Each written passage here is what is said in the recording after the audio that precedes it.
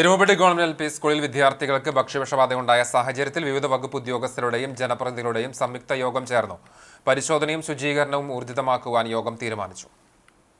Panchayat president S ബസന്തലാലിന്റെ അധ്യക്ഷതയിലാണ് യോഗം ചേർന്നത്. കഴിഞ്ഞ ദിവസങ്ങളിൽ 54 കുട്ടികളാണ് ചികിത്സ തേടിയിരുന്നത്. എന്നാൽ ഞായറാഴ്ച രാത്രിയിലും തിങ്കളാഴ്ചയുമായി 10-ലധികം കുട്ടികൾ വിവിധ ആശുപത്രികളിൽ ചികിത്സ തേടിയിട്ടുണ്ട്. ശാരീരിക അവശത അനുഭവപ്പെടുന്ന പല കുട്ടികളും വീടുകളിലും ചികിത്സയിൽ കഴിയുന്നുണ്ട്. മെഡിക്കൽ കോളേജിൽ ചികിത്സയിലുള്ള ഒരു കുട്ടിയുടെ സ്റ്റൂൾ പരിശോധനയിൽ അമീബയുടെ സാന്നിധ്യം കണ്ടെത്തിയതായി എരുമപ്പെട്ടി സാമൂഹികാരോഗ്യ കേന്ദ്രം medical officer doctor AK Tony യോഗത്തിൽ അറിയിച്ചു.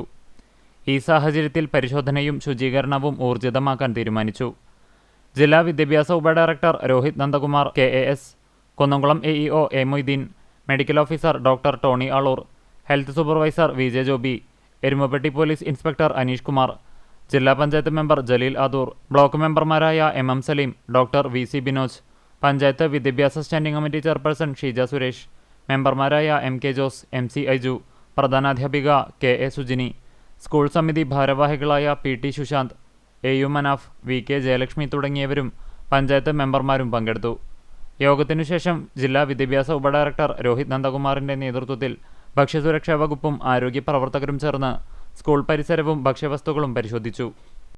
മുൻകരുതൽ നിലയിൽ സ്കൂൾ മുഴുവനായിട്ട് ശുചീകരിക്കാനും വെള്ളം എല്ലാം സൂപ്പർ ക്ലോറിനേറ്റ് പഞ്ചായത്ത് നേതൃത്വത്തിൽ ക്ലീൻ ചെയ്ത് ഹരിതകർമ്മസേന സ്കൂൾ പരിസരങ്ങൾ മുഴുവനായി വൃത്തിയാക്കിക്കൊണ്ട് മുൻകരുതൽ പ്രവർത്തനങ്ങൾ നടത്തുന്നുണ്ട്.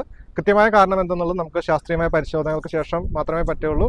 അപ്പോൾ അതിനനുസരിച്ച് നമ്മൾ എല്ലാവിധ നടപടികളും സ്വീകരിക്കാൻ സംയുക്ത യോഗത്തിൽ തീരുമാനമായിട്ടുണ്ട്. അപ്പോൾ നിലവിൽ ആശങ്കകൾക്കുള്ള ഒരു സ്ഥാനമില്ല. നമ്മളെല്ലാം മുൻകരുതൽ എടുക്കുന്നുണ്ട്. ചികിത്സയിലുള്ള എല്ലാ കുട്ടികളും നിലവിൽ ആരോഗ്യത്തിൽ സ്റ്റേബിളാണ്. വേറെ കുഴപ്പങ്ങളൊന്നുമില്ല.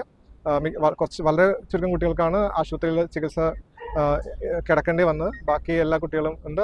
ആശുപത്രിയിലുള്ള കുട്ടികളും സ്റ്റേബിളായിട്ട് തന്നെ തുടരുന്നുണ്ട്. മറ്റു കുഴപ്പങ്ങളൊന്നുമില്ല. അപ്പോൾ നമ്മൾ പരിഭ്രാന്തരാവേണ്ട യാതൊരു അവസ്ഥയും നിലവിലില്ല.